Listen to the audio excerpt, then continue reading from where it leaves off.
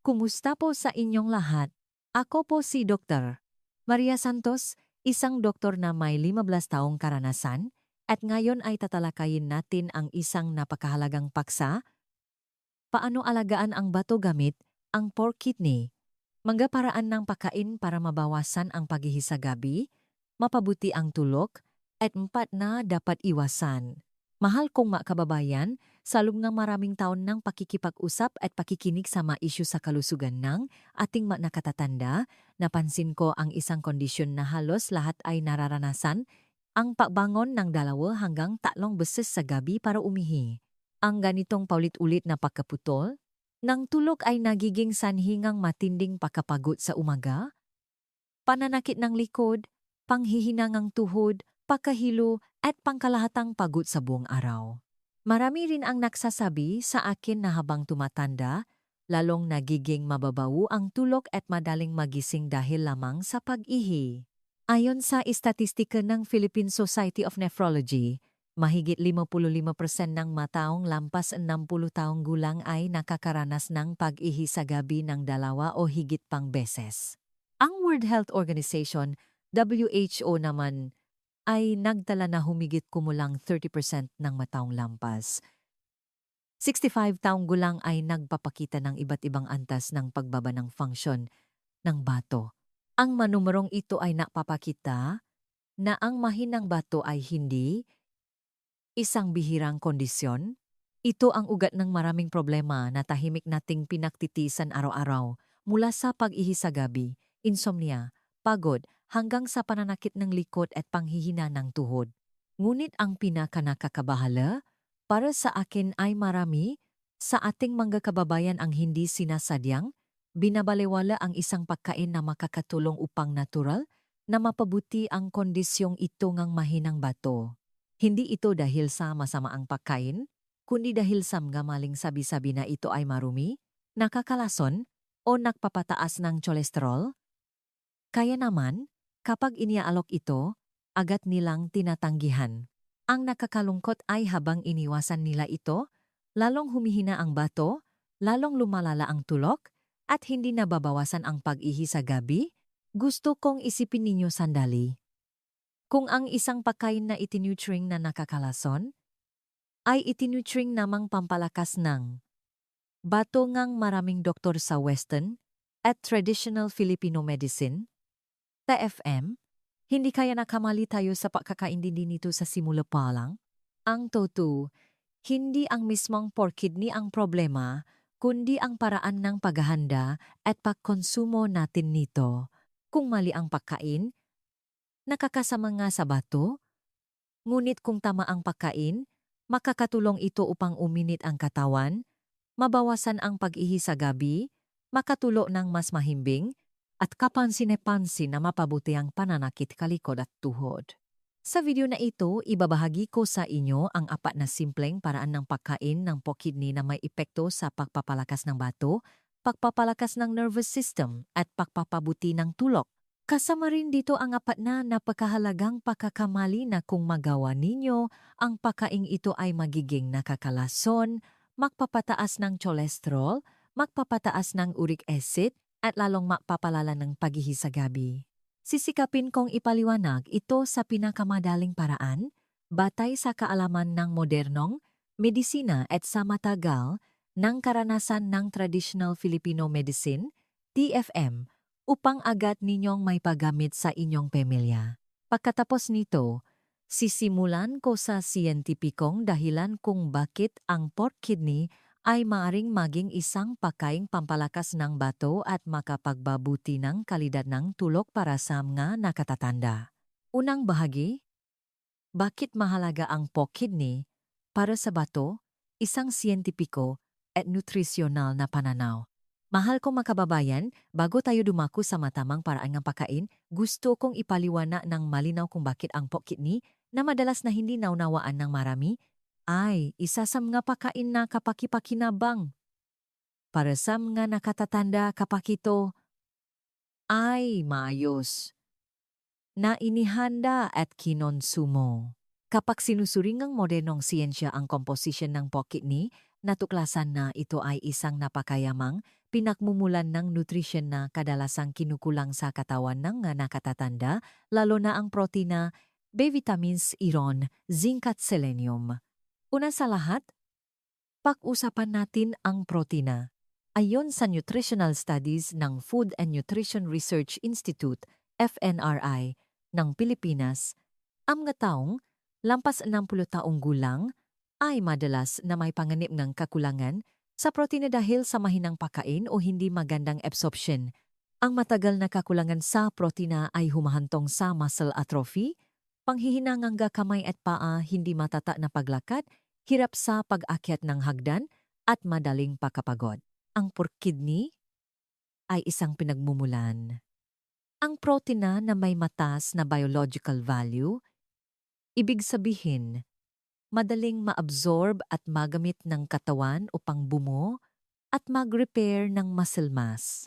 Kapag mas malakas ang kalamnan, mas maayos din ang pagana ng bato, mas mahusay na nahahawakan ng pantok ang tubig at dahil dito, mas nagiging mahimbing ang tulog.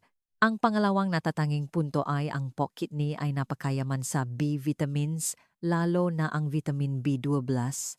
Ayon sa datos mula sa World Health Organization, mahigit 20% ng mga nakatatanda ang may kakulangan sa vitamin B12 nang hindi nila nalalaman.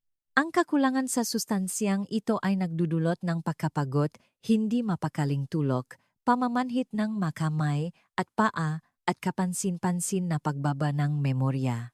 Malaki rin ang papel ng B12 sa pagbungang red blood cells. Kapag ang katawan ay may mild anemia, madaling maputol ang tulog at mas madali kayong magising dahil lamang sa pakiramdam ng paghihi.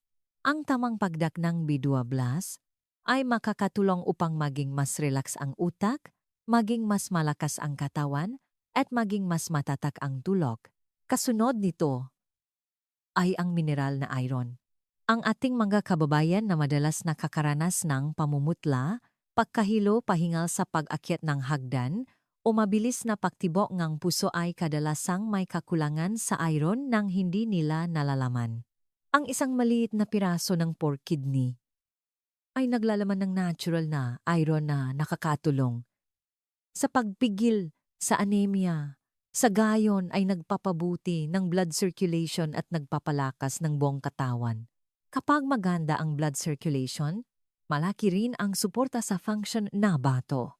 Bukod pa rito, ang pork kidney ay naglalaman din ng zinc at selenium. Ang dalawang mineral na ito ay napakahalaga para sa immune system ng mga nakatatanda. Ang selenium ay itinuturing din na isang malakas na antioxidant na tumutulong upang protektahan ang mga selula mula sa maagang pagtanda. Ang mga nakatatanda ay madalas na nakakaranas ng mild inflammation, matagal na pagkapagod, o mabagal na pagaling matapos magkasakit. Ang dalawang mineral na ito ay susuporta sa katawan upang labanan ang mga proseso ng pamamaga at pagbaba ng immune system. Kung titingnan sa kabuuan, ang pork kidney ay hindi isang nakakalason na pagkain tulad ng maling akala ng marami.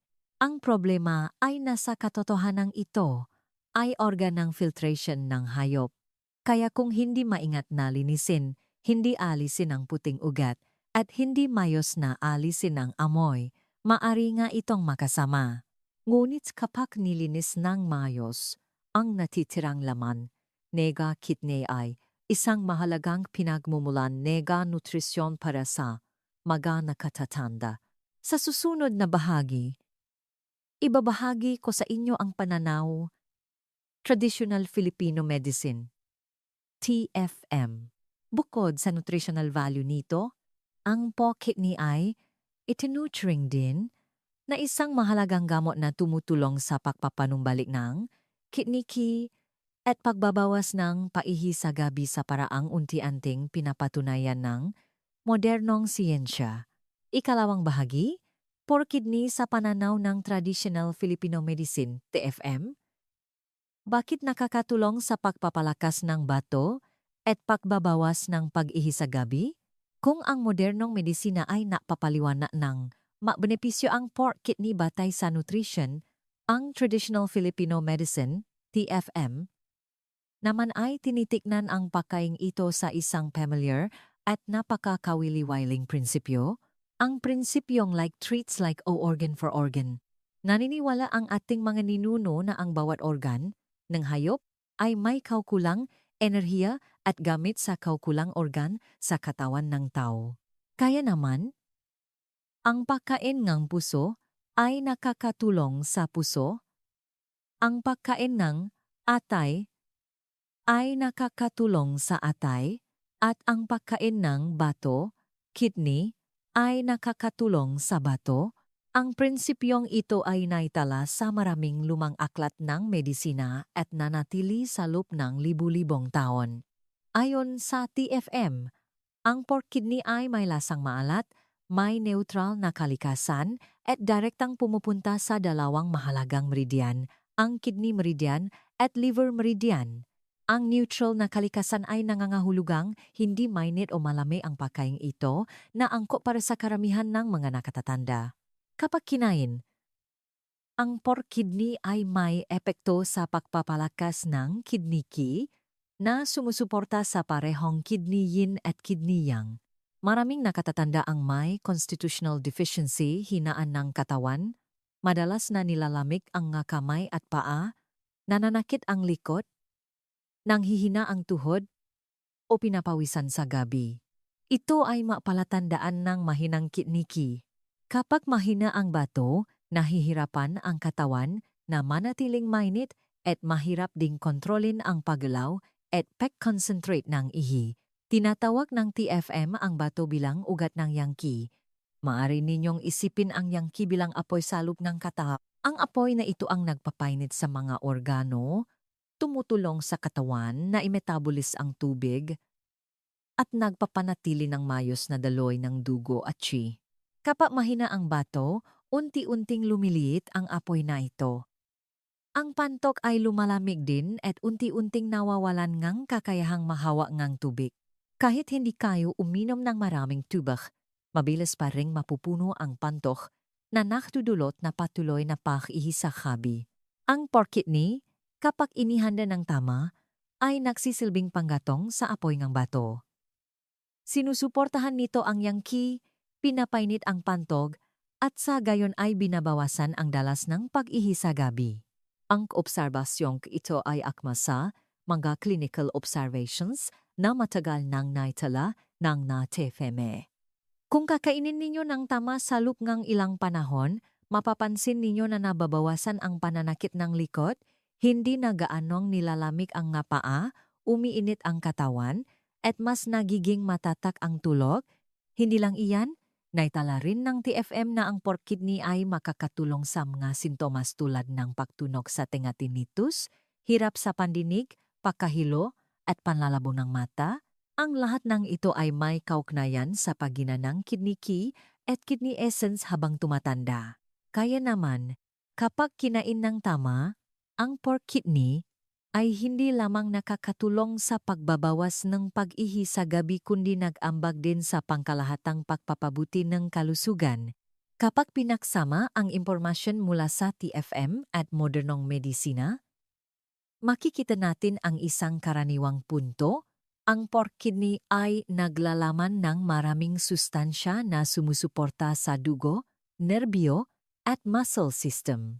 Ipinapakita naman ng TFM na ang pork kidney ay nagpapalakas ng bato, nagpapainit ng katawan, at nagpapabuti ng kakayahan ng panto na maghawa ng tubig. Ang dalawang paliwanag na ito ay nagtutugma na nagpapakita na kung gagamitin ng tama, ang pagkain ito ay may tunay na halaga. Gayunpaman, may isang napakahalagang bagay na kailangan ninyong tandaan. Ang pork kidney ay magiging mabuti lamang kung malinis itong inihanda. Kung may matitirang puting ugat, hindi maayos na maalis ang amoy, o mali ang paraan ng pagluluto, ang pampalakas na pagkain ay agad na magiging nakakapinsalang pagkain. Kaya naman, sa susunod na bahagi, ituturo ko sa inyo ang 4 na hakbang sa tamang paglilinis upang ganap na maalis ang masamang amoy at impurities, at mapanatili ang pinakamahalagang sustansya ng pork kidney. Ikatlong bahagi. 4 na hakbang sa paglilinis ng pork kidney para maging malinis at ligtas sa mga nakatatanda. Upang ang pork kidney ay maging pampalakas ng bato sa halip na nakakapinsalang pagkain, ang pinakamahalagang hakbang ay ang paglilinis. Ang pork kidney ay ang organ na nagfifilter ng waste products ng hayop, kaya kung hindi natin alisin ng tama ang bahagi na naglalaman ng impurities at masamang amoy, ang katawan ay makakatanggap ng mga hindi kanais-nais na substance. Ngunit kung susundin ninyo ang 4 na hakbang na ituturo ko sa ibaba, magiging malinis, mabango, walang amoy, at ganap na ligtas sa kalusugan ng mga nakatatanda ang pork kidney. Ang unang hakbang ay hiwain ang kidney sa gitna at alisin ang puting ugat. Kapag hiwain ninyo ang kidney ng pahaba, makikita ninyo sa gitna ang isang puting ugat at isang puting bahagi. Ito ang lugar kung saan nakakonsentra ang masamang amoy at kung saan matatakpuan ang maliliit na tubo na nagdadala ng waste products. Kung iwanan ang bahaging ito, kahit ilang beses pa ninyong hugasan o lutuin, mananatili ang amoy ng pagkain at madaling makasama sa tiyan. Kaya't gumamit ng malit na matalim na kutsilyo at alisin ng husto ang puting bahaging ito hanggang sa matira lamang ang makinis na mapula-pulang kayumangging laman ng kidney. Kasunod nito ay ang pagtanggal ng manipis na lamat na bumabalot sa kidney. Ang lamat na ito, kapag niluto, ay maaring magpatigas sa kidney at magpanatili natural na amoy ng lamang loop. Kailangan niyo lamang hilahin ng marahan gamit ang kamay at ang lamat ay kakalas. Kapag natanggal na ang lamat, magiging mas malambot ang kidney at mas madaling ma-absorb ang pampalasa kapag niluto. Ang ikalawang hakbang ay hiwain ang kidney sa sukat na akma sa pagkain at gupitin sa disenyo ng dragon scales, mga hiwang pahilig o parang grit. Ang ganitong paraan ng paghihiwa ay hindi lamang nakakapagpaganda sa kidney kundi nakakatulong din upang lumabas ang natitirang slime o dulas, nakakatulong sa pantay na pakalutong kidney at mabilis na naabsorb ang pampalasa. Dahil dito, magiging malambot, mabango, at mapapanatili ang mahalagang nutrisyon ng pagkain. Ang ikatlong hakbang ay ang pagalis ng amoy. Ito ang pinakamahalagang hakbang. At maaari kayong pumili ng isa sa 3 paraan sa ibaba. Unang paraan. Gamit ang core salt, asin na malalaki ang butil, harina, at kaunting suka. Nakakatulong ang asin sa paglilinis ng ibabaw, nakakatulong ang suka sa pag-alis ng amoy. Ang harina naman ay napakabisa sa pagsipsip ng dulas. Pahaluin ang 3 ito at kuskusin ng mabuti sa loob ng 5 hanggang 10 minuto. Pagkatapos, ay hugasan ng maraming beses sa malinis na tubig. Ikalawang paraan. Ibabad ang kidney sa unsweetened fresh milk. Ang gatas ay may kakayahang i-neutralize ang masamang amoy ng napakabisa. Kailangan niyo lamang ibabat sa loop ang humigit kumulang 1 oras at palitan ang tubig sa gitna upang ganap na mawala ang amoy ng kidney. Ikatlong paraan. Ibabad sa diluted saltwater tubig na may konting asin. Bagamat mas simple ang paraang ito, kailangan ninyong palitan ang tubig ng madalas upang maging pinakamalinis at mabawasan ang amoy ng kidney hanggat maari. Anuman ang paraan na gamitin, ang minimum na oras ng pagbabad ay dapat na mula 1 oras pataas upang matiya na ang kidney ay ganap na malinis. Ang huling hakbang ay ang mabilis na pag-blanch ng kidney. Magpakulo kayo ng tubig, lagyan ng ilang hiwangang luya, pagkatapos ay ilagay ang kidney. Blanch lamang sa lubienig 10 hanggang 30 segundo at agad na alisin. Tandaan na huwag pakuluan ng matagal dahil magiging matigas ang kidney at mawawalan ng sustansya. Ang layunin ng hakbang na ito ay ang huling paalis ng amoy at ang papapakunat ng kidney bago lutuin. Sa puntong ito, mayroon na kayong malinis na pork kidney. Walang amoy, walang impurities, at handa ng lutuin upang maging masustansyang pagkain. Sa susunod na bahagi, sisimulan kong ibahagi ang apat na tamang paraan ng pagkain. Sisimulan natin sa pagkaing sautéed with ginger and sesame oil. Ito ay isang pagkain na napapainit ng tiyan at nakakatulong sa pagpapanumbalik ng kalusugan ng mga nakatatanda ng napakabisa. Apat na tamang paraan ng pagkain ng pork kidney para sa maluso na bato at mahimbing na tulo. Unang paraan ng pagkain. Pork kidney stir-fry with ginger at sesame oil. Nagpapainit ng katawan at nakakabawas ng pagod. Matapos ninyong linisin ng husto ang pork kidney, ang unang pagkain gusto kong ipakilala ay ang pork kidney stir-fry with ginger at sesame oil. Ito ay isang napakasimpleng pagkain. Madaling gawin, ngunit may epekto sa pagpapainit ng spleen at stomach, pagpapabuti ng blood circulation, pagsuporta sa bato at pagpapabalik ng lakas sa katawan. Lalo itong angkop para sa mga nakatatanda na madalas nilalamigan ang makamay at paa, pagod matapos makasakit, o madaling manghina. Ang luya ay isang pamilyar na halamang gamot sa TFM na may malakas na mainit na katangian. Nakakatulong ang luya upang painitin ang katawan mula sa lupalabas, pasiglahin ang blood circulation, bawasan ang pakiramdam ng panlalamig sa tiyan, at tulungan ang yangkina gumalaw ng maayos. Sa mga nakatatanda, madalas na bumabagal ang circulation, mahina ang daloy ng dugo, kaya madaling makaramdam ng panlalamig sa kamay at paa at pagkapagod. Kapag pinasama ang luya sa pork kidney na mayaman sa protina at mineral, makakatanggap ang katawan ng dobleng suporta, mainit at malakas. Ang sesame oil ay isa ring napakahalagang sangkap.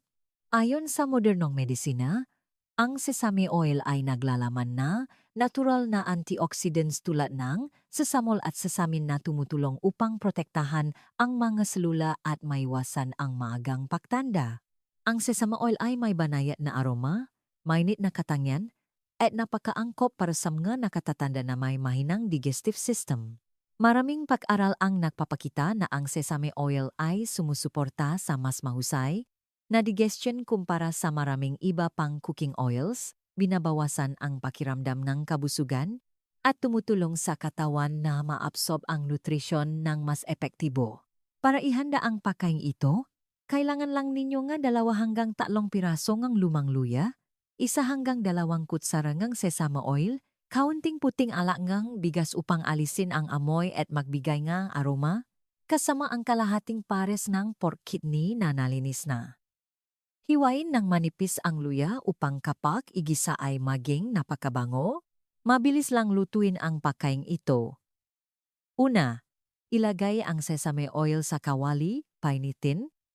Pagkatapos ay igisa ang luya hanggang sa lumambot at maging mabango. Sa puntong ito, ilagay ang kidney sa kawali at mabilis na stir-fry. Ang kidney ay na-blanch na, kaya kailangan lang ng 1 hanggang 2 minuto ng stir-frying. Kapag bahagyang lumaki ang kidney, lagyan ng kaunting alak ng bigas, bahagyang asin at paminta. Pagkatapos ay stir-fry ng mabilis sa loob ng 1 pang minuto. Ang pinakamahalagang bagay sa pagkain ito ay huwag stir-fry ng matagal. Kung stir-fry ng masyadong matagal ang pork kidney, ito ay lilit, magiging matigas, at mawawalan ng sustansya. Ang mabilis na stir-frying sa matas na apoy lamang ang magpapanatili ng lambot at crunchy texture at ang mahalagang nutrisyon sa loob. Kapag kinain ng mainit, malinaw na mararamdaman ninyo ang init na kumakalat mula sa tiyan patungo sa buong katawan.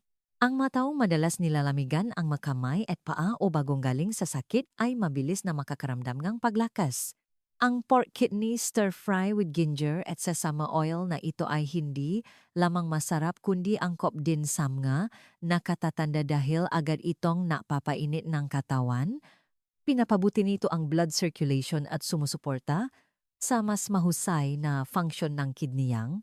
Ito ay isang pagkain na maaring kainin ng 1 hanggang 2 beses bawat linggo, lalo na sa malamig na araw o kapag nararamdaman ninyong medyo mahina ang katawan.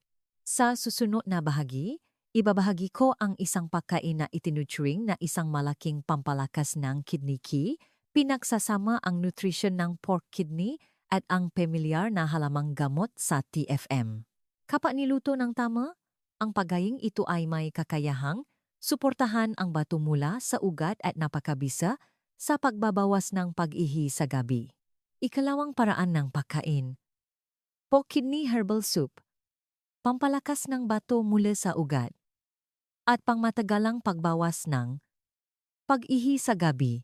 Mahal kong mga kababayan, kung ang ginger stir-fry ay nakakatulong sa mabilis na pagpapainit ng katawan, ang pork kidney herbal soup naman ay isang pagkain na nakakatulong sa pag-alaga ng bato mula sa loob. Unti-unti, ito ay isang pagkain na angkop para sa mga nakatatanda na matagal ng may mahinang bato, madalas na umihi sa gabi, nananakit ang likod, nanghihina ang tuhod, o nanghihina ang katawan pagkatapos makasakit. Ang pagkain ito ay angkop din para sa mga nakatatanda na may mahinang digestive system at nangangailangan ng pagkain na magaan ngunit masustansya pa rin.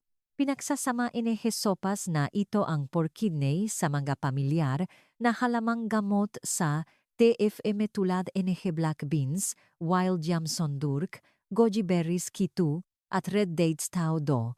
Bawat sangkap ay may malinaw na papel sa pagsuporta sa bato, pagpapalakas ng ki at dugo, at pagtulong sa katawan na makatulog ng mas madali. Ang black beans ang unang sangkap at isa sa pinakamahalaga. Sa TFM, ang pagkaing may itim na kulay ay madalas na itinuturing na direktang pumupunta sa bato. Ang black beans ay may banayat na mainit na katangian, nakakatulong sa pagpapalakas ng kidneyin, sumusuporta sa pag-ihi, at binabawasan ang pag-ihi sa gabi. Ipinapakita rin ng modernong pananaliksik na ang black beans ay naglalaman ng maraming antioxidants, nakakatulong sa pagbabawas ng pamamaga, at sumusuporta sa function ng bato. Upang ang black beans ay maging pinaka-epektibo, dapat itong ibabat magdamag upang lumambot, madaling lutuin, at maglabas ng mas maraming tamis. Ang wild yam, na tinatawag ding sender, ay isang kilalang pampalakas na halamang gamot. Nakakatulong ang wild yam na palakasin ang spleen at mapakinabangan ang ki, habang sumusuporta sa parehong kidney yin at kidney yang. Para sa mga nakatatanda na madalas pagod, mahina ang gana kumain, madalas kinakabak, o may hindi matatak na digestion, ang wild yam ay isang napakaangkop na pagpipilian. Kapag niluto kasama ang pork kidney, nagiging balanse ang pagkain, pampalakas ng bato at naalaga ang spleen, na tumutulong sa katawan na maabsorb ang nutrisyon ng mas mahusay. Ang goji berries ay isang halamang gamot na nakakatulong sa pagpapalakas ng atay at bato at nagpapabuti ng paningin. Maraming nakatatanda ang madalas nakakaranas ng panlalabo ng mata, pagkahilo, o hindi mahimbing na tulo na bahagyang nauunay sa huminang kidney yin. Ang goji berries ay naglalaman ng maraming polysaccharides na nakakulong sa pagpapalakas ng resistensya at pagtulong sa katawan na gumaling ng mas mahusay. Gayunpaman, ang goji berries ay hindi dapat pakuluan ng masyadong matagal dahil mawawalan ito ng sustansya at madaling umasim, kaya karaniwan itong idinadagdag sa palayo sa huling 10 minuto. Ang red dates ay may epekto sa pagpapalakas ng ki at dugo at tumutulong sa pagpapataas ng natural na tamis ng nilagang pagkain. Nakakatulong din ang red dates sa pagbabawas ng stress, pagpapakalma ng isip, at pagsuporta sa tulog. Napakaangkop para sa mga nakatatanda na madalas nahihirapan matulog. Para lutuin ang sopas na ito, kailangan lang ninyo isang pares ng pork kidney na nalinis na, 300 gramo ng pork bones o lean pork upang magbigay ng matamis na sabaw, isang dakot ng black beans, isang piraso ng wild yam, counting red dates, ilang hiwang luya, at isang dakot ng goji berries. Kung may pork bones, ay blanch muna sa kumukulong tubig upang maalis ang dumi bago pakuluan. Kapag nagluluto, ilagay ang lahat ng sangkap sa kaldero, maliban sa goji berries, at lagyan ng 1 hanggang 2 litro ng tubig depende sa dami ng kakainin. Pakuluan, pagkatapos ay hinaan ang apoy. Simmer ng dahan-dahan sa loob ng 1.5 oras hanggang 2 oras upang lumabas ang lahat ng tamis, nanggasangkap at magalo ang malasa. Pagkatapos lumambot at maging mabango ang sabaw, sa kanyo lamang ilagay ang goji berries at lutuin pa sa loob ng 10 minuto, pagkatapos ay bahagyang asin.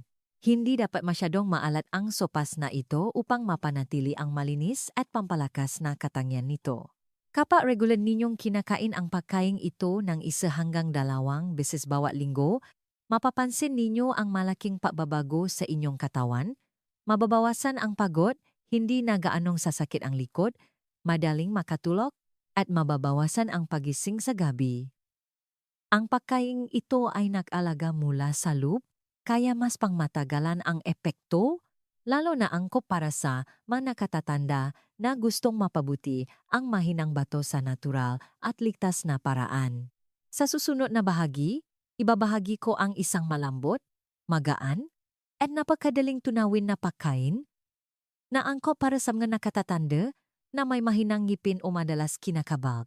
Ang paggaying ito ay nakakatulong sa pagbapalakas ng bato ngunit mas banayad at mas madaling maabsorb. Ikatlong paraan ng pagkain. Pork kidney at vegetable stew, malambot, madaling tunawin para sa mga nakatatanda na may mahinang ngipin o tiya. Mahal kong nga kababayan, hindi lahat sa atin ay kayang kumain ng stir-fry o herbal stew na may maraming halamang gamot. Marami sa ating mga nakatatanda ay may mahinang ngipin, hirap ngumuya, o may digestive system na madaling kinakabak at nahihirapan tunawin. Para sa mga kasong ito, ang pork kidney at vegetable stew ang pinakaangkop na pagpipilian. Ito ay isang magaan, malambot, madaling maabsorb na pagkain ngunit pinapanatili pa rin ang nutrisyon ng pork kidney at napakabuti sa pagsuporta sa bato. Kapag niluto kasama ang mga gulay, ang pork kidney ay lumalambot at hindi na kasing crispy o chewy tulad ng kapag ini-stir-fry o pinapakuluan. Ang mga gulay ay naglalabas ng natural na tamis na nagpapagaan at nagpapadali sa pagkain at hindi nagiging mabigat sa tiyan.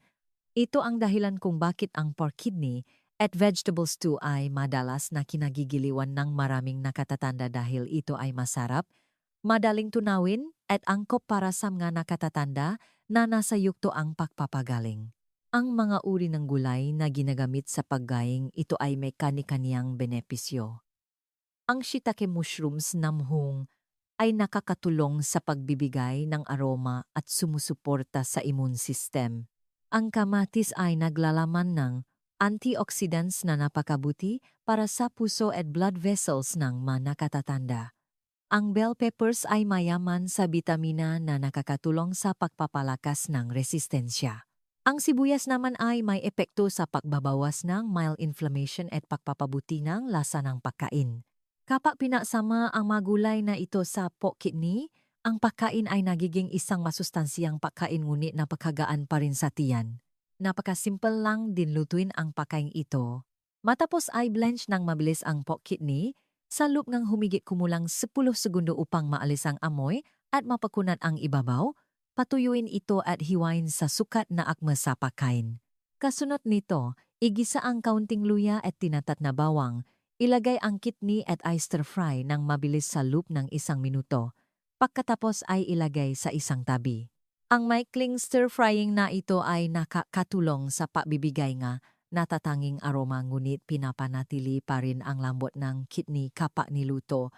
Sa parehong kawali, ilagay ang shiitake mushrooms, bell peppers at sibuyas at igisa ng bahagya sa loob ng mga 2 minuto upang lumabas ang aroma ng mga sangkap. Pagkatapos ay ilagay ang kamatis at magdagdangang 1 tasangang stock na inihanda na. Ang stock ay maring sabaw, guto o pinakuluang gulay. Ngunit dapat pumili ng uri na mababa sa asin upang mapanatili ang malinis at magaan na lasang pagkain. Kapag nagsimulang kumulo ang nilaga, hinaan ang apoy at takpan. Simmer ng dahan-dahan sa loob ng 15 hanggang 20 minuto upang lumambot ang mga gulay at lumabas ang lahat ng tamis.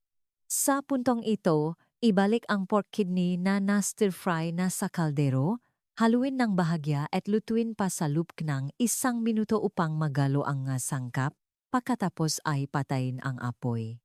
Budburan ang dahon ang sibuyas upang maging mas mabango at sariwa ang pagkain. Ang nilagang pork kidney at gulay ay makakaroon ng magandang kulay, banayat na aroma, at maasim-tamis na lasangang gagulay na nagahalo sa natural na lasang pork kidney. Kapag kinain ng mainit, ang pagkain ito ay napakadaling tunawin at hindi nagiging mabigat sa tiyan. Ang mga nakatatanda na may mahinang ingipin, mahinang digestion, o kinakabag ay maaaring kumain ng pagkain ito ng ligtas. Ito rin ay isang mahusay na pagpipilian para sa mga araw na nararamdaman ng katawan ang pagod, hirap lumunok, o nahihirapan sa pagkain. Ang pork kidney at vegetable stew ay makakatulong sa pagbibigay ng magaan na enerhiya habang sumusuporta sa bato, nagpapalakas ng kalusugan at nagpapabuti ng tulog. Sa susunod na bahagi, ipakikilala ko ang isang pagkain na pamilyar sa maraming pamilyang Pilipino. Ito ay isang pagkain na nagpapainit ng tiyan, madaling kainin, at napakaangkop para sa almusal o merienda. Lalo na para sa mga nakatatanda na gustong palakasin ang bato habang iniwasan ang pakiramdam ng kabusugan. Ikaapat na paraan ng pagkain.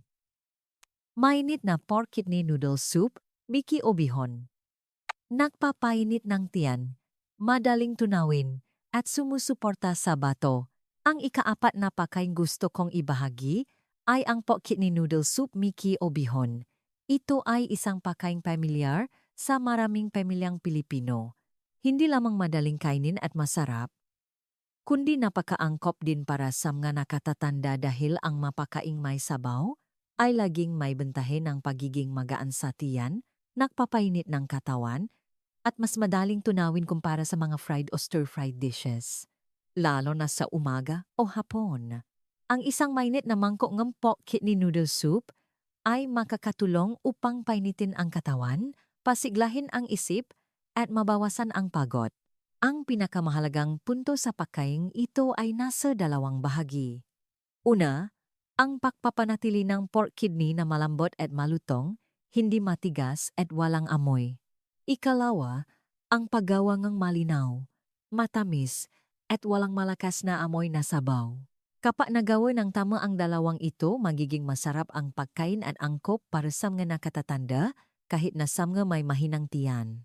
Para mahanda, kailangan ninyo ngang humigit kumulang 200 gramo ngang pork kidney na nalinis na, 200 gramo ngang vermicelli noodles bihon o egg noodles miki, 1 litro ang sabawang butong baboy na nilaga kasama ang luya, sibuyas, dahon ng sibuyas, at kaunting cilantro.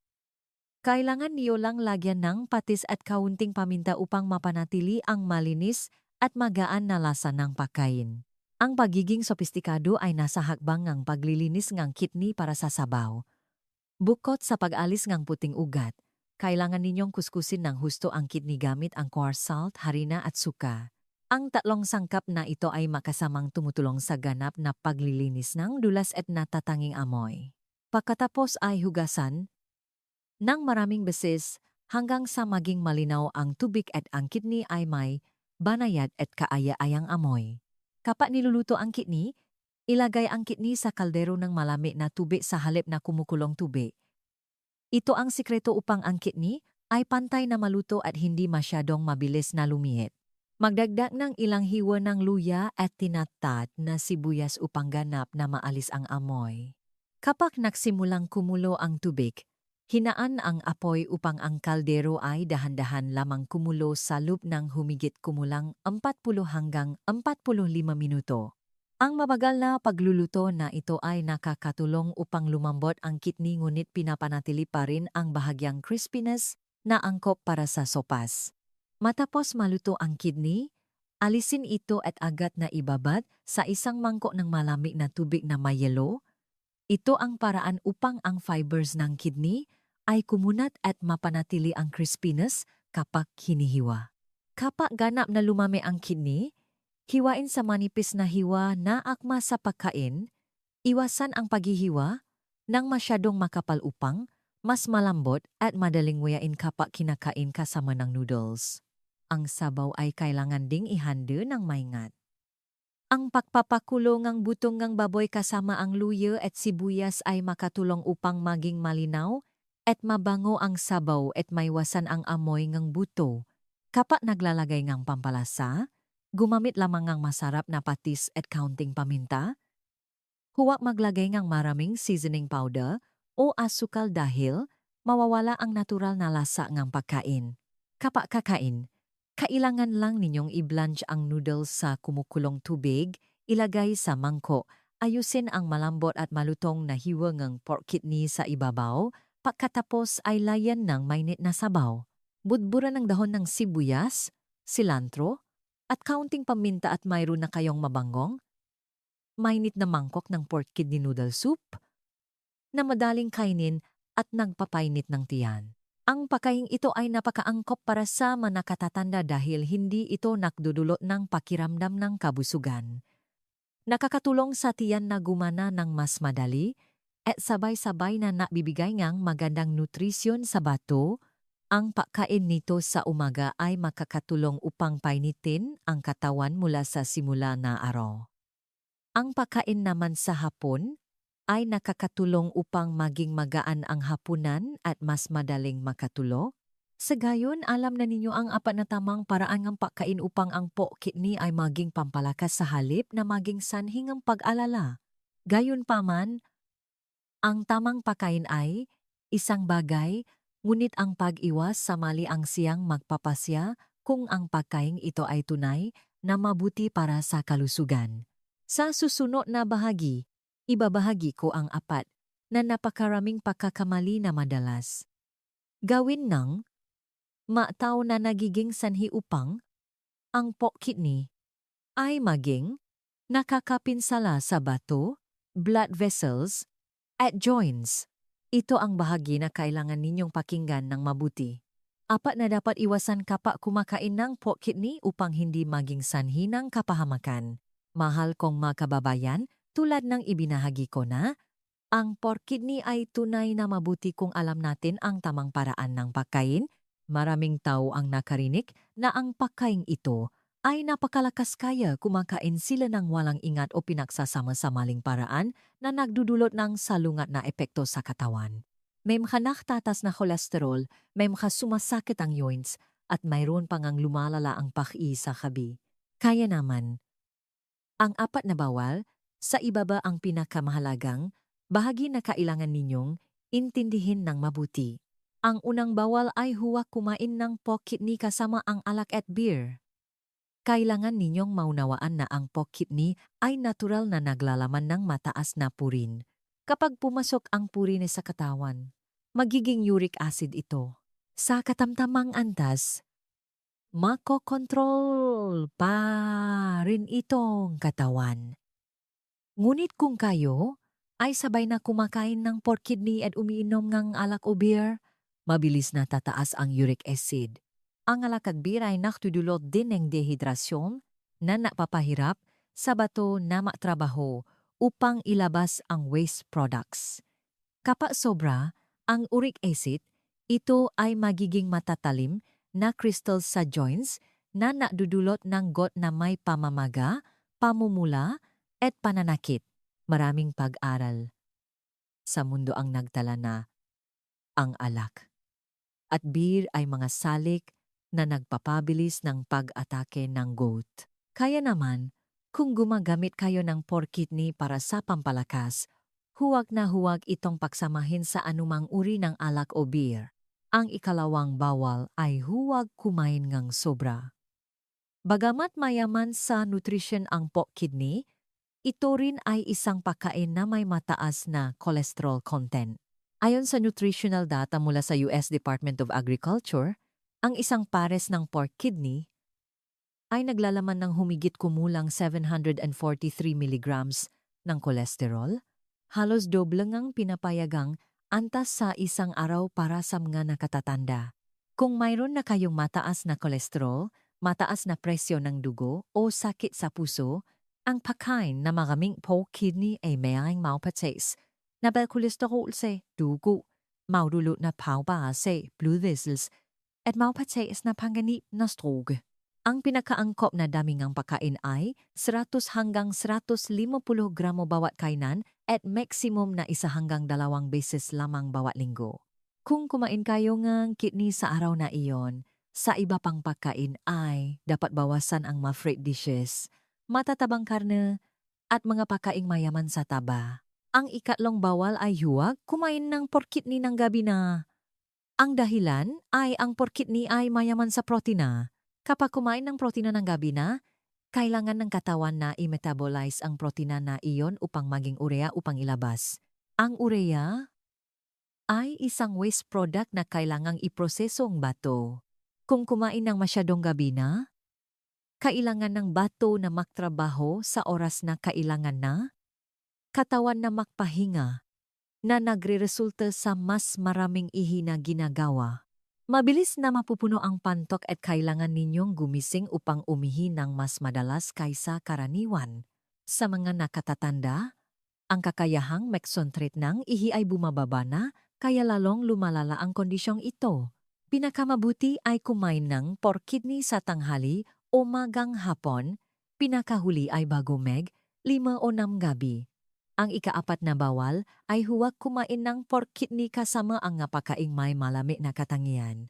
Bagamat ang pork kidney ay may neutral na katangian at madaling paksamahin, kapag kinain kasama ang pagkaing masyadong malamig, madaling makasalungat ang tiyan.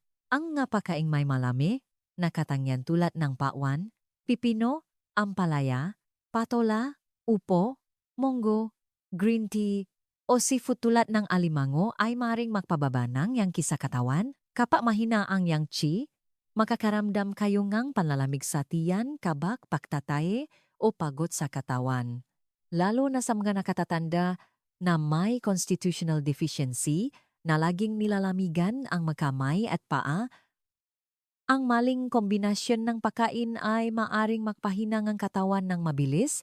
Pinakamabuti ay kapag kumakain ng pork kidney, pumili ng gasangkap na may mainit o neutral na katangian tulad ng luya, sibuyas, bawang, carrots, kamote, kalabasa at laging lutuin ng husto.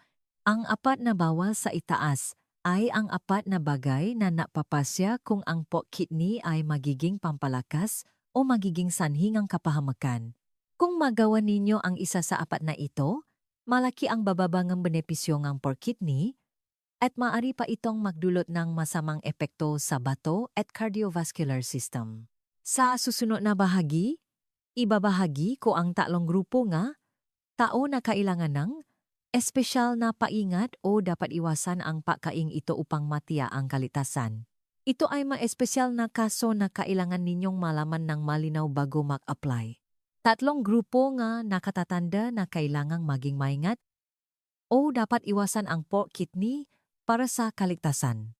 Bagamat ang pork kidney ay may maraming benepisyo, kung alam ang tamang paraan ng pagkain, hindi lahat ay angkop para sa pagkain ito. May ilang kaso na kung hindi ninyo bibigyan pansin, ang pagkain ng pork kidney ay maaring magpalala ng kasalukuyang sakit o magdulot ng hindi inaasahang panganib. Kaya naman, bago isama ang pagkain ito sa inyong lingguhang menu, tingnan ninyo kung kabilang kayo sa tatlong grupo sa ibaba. Ang unang grupo ay ang nga nakatatanda na may gout o may mataas na uric acid level sa dugo. Tulad ng ibinahagi ko na, ang pork kidney ay naglalaman ng mataas na purine. Kapag pumasok ang purine sa katawan, magiging uric acid ito. Samga malusog na tao, kayang i-filter at ilabas, bato ang uric acid. Ngunit sa mga nakatatanda na may gout na, mataas na ang uric acid level, kaya ang pagkain ng pork kidney ay madaling magdulot ng pagbabalik ng sakit.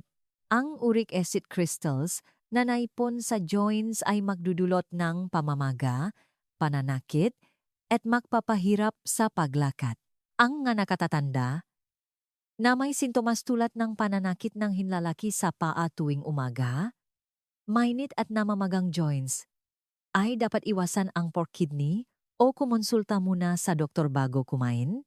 Ang ikalawang grupo ay ang manakatatanda na may malubhang chronic kidney disease, CKD. Kapag malala na ang pahina ng bato, malaki ang nababawasan sa kakayahan nitong ma-filter ng urea, asin, at ma-metabolize ng protina. Ang pork kidney ay isang pagkaing mayaman sa protina, kaya kung kakainin, mas mapipilitang magtrabaho ang bato. Maring magdulot, ito ngang mas mabilis na pagbabangang function ng bato, lalo na sa mga nakatatanda na inutusan ng doktor na bawasan ang protina. Ang mataong may malubhang kidney failure ay kailangan ding kontrolin ang damingang phosphorus at potassium sa kanilang dieta, at ang lamang lupngang hayop ay madalas na naglalaman ng mataas na antas ngang dalawang sustansyang ito. Kaya naman, para sa grupo nga nakatatanda na sumasailalim sa dialysis o may malubhang kidney failure, ang pagkain ng pork kidney ay kailangang suriin ng maingat at may gabay ngang health professional. Ang ikatlong grupo ay ang mga nakatatanda na may napakataas na kolesterol o malubhang sakit sa puso. Ang pork kidney ay naglalaman ng malaking halaga ng kolesterol, kaya sa mga nakatatanda na may mataas na kolesterol, atherosclerosis, coronary artery disease, o may kasasayan ng myocardial infarction, heart attack, ang walang ingat na pagkain ng pork kidney ay maring maging pabigat sa puso at blood vessels. Ang mga taong may mahinang blood vessels o may kasaysayan ng myocardial ischemia ay kailangan ding maging lubhang maingat sa malamang loop na may mataas na fat content. Sa kasong ito, pinakamabuti ay kumain lamang ng napakaliit o lumipat sa mas magaan na pakaing pampalakas ng bato tulad ng black beans, lotus seeds, o wild yam. Ang tatlong grupo nga nakatatanda sa itaas ay kailangang maging lubhang maingat upang maiwasan ang paglala ng sakit. Sa iba naman, kung mayroon kayong matata na kalusugan at kumakain ayon sa apat na prinsipyo na ibinahagi ko, ang pork kidney ay maaring maging isang pampalakas na pagkain na makakatulong sa pagpapabuti ng bato, pagbabawas ng pag-ihi sa gabi, at pagtulog ng mahimbing. Pagkatapos nito, susumahin ko ang pinakamahalagang puntos at bibigyan ko kayo ng simpleng payo na maaari ninyong agad na ilapat sa linggong ito upang maramdaman ang kapansin-pansing pagbabago sa inyong katawan. Paglalagom at payo mula kay Dr. Maria Santos, paano agad ilapat ang mga ito ngayon? Mahal kong mga kababayan, sama-sama nating tinaha ang isang kumpletong paglalakbay tungkol sa tamang paggamit ng pork kidney upang ito ay maging isang pagkaing pampalakas ng bato, makakabawas ng pag-ihi sa gabi, at makakatulong sa mas mahimbing na tulo. Marami sa ating mga kababayan ang dating naalangan sa pagkain ito dahil sa takot na marumi o magpataas ng kolesterol. Ngunit kapag naunawaan ang mekanismo ng nutrition, ang prinsipyo ng Traditional Filipino Medicine, TFM, at ang mga siyentipikong hakbang sa paglilinis, makikita ninyo na ang pork kidney ay hindi nakakatakot. Sa kabaliktaran, kung alam ang tamang paraan ng paghahanda, ang pagkain ito ay makakapagdulot ng positibong pagbabago sa kalusugan, lalo na sa mga nakatatanda na nakakaranas ng mahinang bato, pananakit ng likod, at hindi regular na tulog. Una sa lahat, nais kong ulitin ang apat na tamang paraan ng pagkain: pork kidney stir-fry with ginger and sesame oil.